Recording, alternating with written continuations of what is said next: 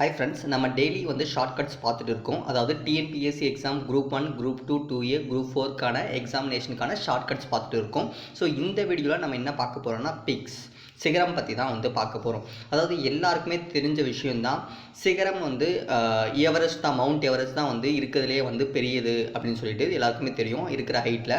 ஆனால் வந்து ஒரு சிலர் கன்ஃபியூஸ் ஆவாங்க. ஒரு சிலர் வந்து K2ன்னு படிச்சிருப்பாங்க. அதாவது K2 அப்படின்னா என்னென்னா இந்தியாவில் இருக்கிற மிகப்பெரிய மலை, ஓகேங்களா. ஸோ சிகரம் அப்படின்னு சொல்லுவாங்க.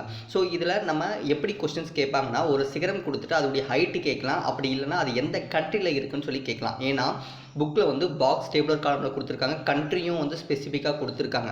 ஸோ அப்போ கொஸ்டின்ஸ் வந்து எப்படின்னா கேட்கலாம். அதே மாதிரி நம்ம வந்து படிக்கும் போது கொஞ்சம் தெளிவாக டேட்டாஸ் வந்து நிறையா வந்து மனப்பாடம் பண்ண முடியாது. ஸோ நீங்கள் வந்து ஷார்ட்கட்டில் வந்து வச்சுட்டிங்கன்னா ஈஸியாக உங்களுக்கு புரியும், ஓகேங்களா.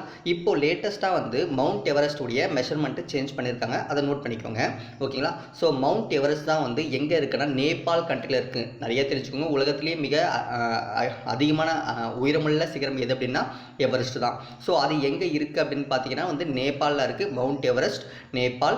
அது எவ்வளோ மீட்டர் இருக்குன்னா 8848 இருக்குது, ஓகேங்களா. ஸோ இப்போ என்ன ஆயிருக்கு அப்படின்னா டிசம்பர் 2020 வந்து மெஷர் பண்ணும்போது 0.86 மீட்டர் இன்க்ரீஸ் ஆகிருக்கு. அதாவது 1 மீட்டர். ஸோ 1 மீட்டர் கொஞ்சம் கம்மி, ஓகேங்களா. ஸோ 0.86 மீட்டர் வந்து இன்க்ரீஸ் ஆகிருக்கு. இதை வந்து யார் மெஷர் பண்ணாங்க அப்படின்னு பார்த்தீங்கன்னா நேபாள் அண்ட் சைனா வந்து ஜாயிண்ட்லி வந்து அவங்க வந்து அனௌன்ஸ் பண்ணியிருக்காங்க. ஸோ மெஷர் பண்ணி இப்போ வந்து மவுண்ட் எவரெஸ்டுடைய உயரம் வந்து 0.86 மீட்டர் வந்து இன்க்ரீஸ் ஆகிருக்கு அப்படின்னு சொல்லிட்டு. ஸோ நல்லா ஞாபகம் வச்சுக்கோங்க, இந்த கொஸ்டின் ரொம்ப இம்பார்ட்டன்ட், கண்டிப்பாக வந்து கேட்பாங்க. ஏன்னா வந்து மெஷர்மெண்ட் வந்து சேஞ்சஸ் ஆகிருக்கு. அப்கமிங் குரூப் 1 எக்ஸாம்ஸில் கூட வந்து எதிர்பார்க்கலாம். ஸோ நோட் பண்ணி வச்சுக்கோங்க. அதுக்கடுத்து வந்து K2, ஓகேங்களா. ஸோ K2 அப்படின்னா காட்வின் அஸ்டின்னு சொல்லுவாங்க, ஓகேங்களா. ஸோ அது எங்கே இருக்குது அப்படின்னா இந்தியாவில் தான் இருக்குது. அதுக்கு அடுத்தபடியாக இருக்குது, ஓகேங்களா. 8611, அதாவது 8611, ஓகேங்களா. இதை எப்படி ஞாபகம் வச்சுக்கலாம் அப்படின்னா K2 2 2 இருக்குல்ல, 1 + 1 2 அப்படின்ற மாதிரி ஞாபகம் வச்சுக்கோங்க. 8611 அப்படின்னு ஞாபகம் வச்சுக்கோங்க, ஓகேங்களா. ஸோ நீங்கள் ஒரு முறை மனப்படமாக பண்ணிட்டீங்க. இந்த ஃபஸ்ட்டு ரெண்டை வந்து நீங்கள் மக்கப் பண்ணி வச்சுக்கோங்க, ஏன்னா ரொம்ப இம்பார்ட்டன்ட். ஸோ மவுண்ட் எவரெஸ்டுடைய ஹைட் எவ்வளோ? 8848.86 மீட்டர். அதுக்கடுத்து வந்து K2 உடைய ஹைட் என்னென்னா 8611, ஓகேங்களா.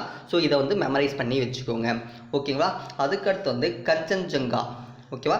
கஞ்சன்ஜங்கா வந்து எவ்வளோ ஹைட் இருக்குது அப்படின்னா அது எங்கே இருக்குன்னா இந்தியாவில் இருக்குது ஃபஸ்ட்டு. ஸோ அதை எப்படி நம்ம ஞாபகம் வச்சுக்கலாம் அப்படின்னா, நம்ம இந்தியாவில் இருக்கிற ஸ்டூடெண்ட் வந்து ஃபார் எக்ஸாம்பிளுக்கு வந்து பொண்ணுங்க வந்து மேக்ஸில் வந்து 98 மார்க் எடுத்தாலும் வந்து கஞ்ச 2 மார்க் போடவே இல்லை அப்படின்னு சொல்லுவாங்க அப்படின்னு ஞாபகம் வச்சுக்கோங்க. 85, அதாவது பசங்க 85 எனக்கு 85 போட்டாங்கடா அப்படின்னு சந்தோஷப்படுவாங்க அப்படின்ற மாதிரி ஞாபகம் வச்சுக்கோங்க.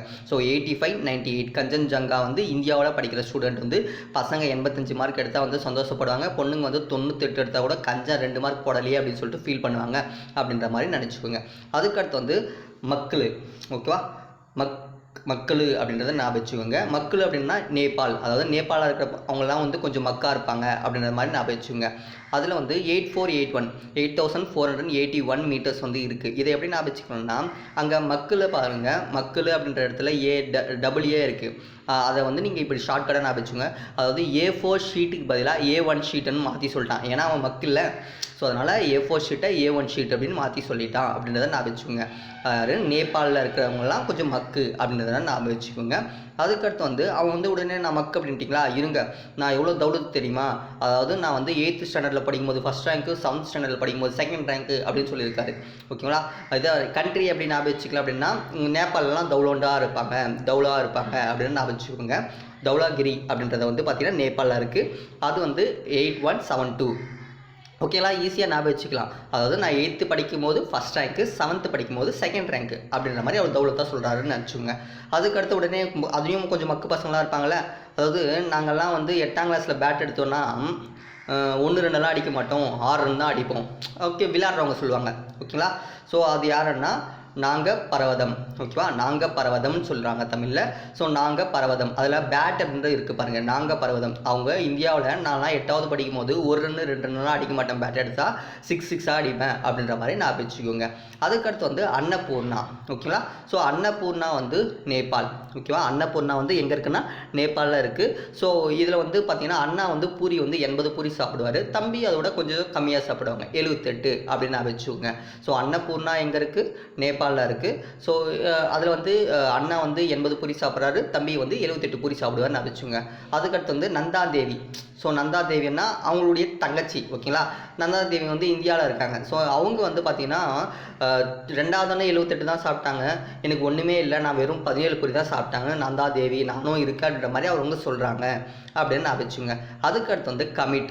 ஓகேவா, அதுக்கடுத்து வந்து நமச்சி பர்வதம். ஓகேவா, இது ரெண்டுமே வந்து இந்தியாவில் தான் இருக்குது, ரெண்டுமே வந்து ஒரு சேம் ஹைட் தான். ஓகேங்களா, 7756. இதை எப்படி நம்ம வச்சுக்கலாம்னா, நம்மாச்சி பரவாயில்லடா, இப்போல்லாம் வந்து நம்மாச்சி பரவாயில்ல, 7வது படிக்கும் போது தான் வந்து கமிட் ஆனோம், இப்போல்லாம் 5வது 6வதுலேயே கமிட் ஆகிடுறாங்க அப்படின்னு சொல்கிறாங்கன்னு நான் வச்சுக்கோங்க. நம்மாச்சி கமிட்டு மேலே இருக்குது பாருங்கள் கமிட்டு. ஸோ நம்மாச்சி பரவாயில்ல, 7வது படிக்கும் போது தான் கமிட் ஆனோம், இப்போல்லாம் 5வது 6வது படிக்கும் போதே கமிட் ஆகிடுறாங்கன்னு சொல்கிறாங்க. அதுக்கு அவர் சொல்கிறாரு, குருவே அதுக்கு குரலை மாற்றி, நேபாளில் இருக்கவங்களாம் குரலை மாற்றி 2வது படிக்கிறோம் 8வது பொண்ணுக்கு பேசுகிறான் அப்படின்ற மாதிரி சொல்கிறாங்கன்னு நான் வச்சுங்க. ஸோ குரலை மாற்றி. ஓகேவா, ஸோ குரலை மருதாத்தா. ஓகேவா, குரலை மருதாத்தா அது இங்கே இருக்குன்னா நேபாளில் இருக்குது. அது வந்து 7728. அதான் என்ன அவர் என்ன சொல்கிறாருன்னா, இப்போல்லாம் வந்து குரலை மாற்றி 2வது படிக்கிற பையனே வந்து 8வது பொண்ணுக்கு வந்து ஃபோன் பண்ணுறான் அப்படின்றத மாதிரி நான் வச்சுக்கோங்க. இந்த ஷார்ட்கட் உங்களுக்கு புரியும்னு நினைக்கிறேன். ஆக்சுவலாக வந்து இந்த ஷார்ட்கட் வந்து நம்ம நார்மலாக படித்தா வந்து கண்டிப்பாக எல்லாருக்குமே மறந்துடும். ஸோ ஏதோ ஒரு லிங்க் வந்து படித்தோம் அப்படின்னா இதெல்லாம் வந்து கெஸ் பண்ணுறதுக்கு யூஸ் ஆகும். ஸோ இதை வந்து நீங்கள் நிறைய டேட்டாஸ் உட்காந்து மெமரைஸ் பண்ணணும்னு அவசியம் இல்லை. ஒரு 3 முறை இந்த வீடியோ நீங்கள் பார்த்துட்டிங்கன்னா எப்போவுமே உங்களுக்கு மறக்கவே மறக்காது. ஸோ தேங்க்ஸ் ஃப்ரெண்ட்ஸ் இந்த வீடியோ பார்த்ததுக்கு. ஸோ உங்கள் ஃப்ரெண்ட்ஸுக்கு இது பிடிச்சிருந்துச்சுன்னா ஷேர் பண்ணுங்கள். Thank you so much.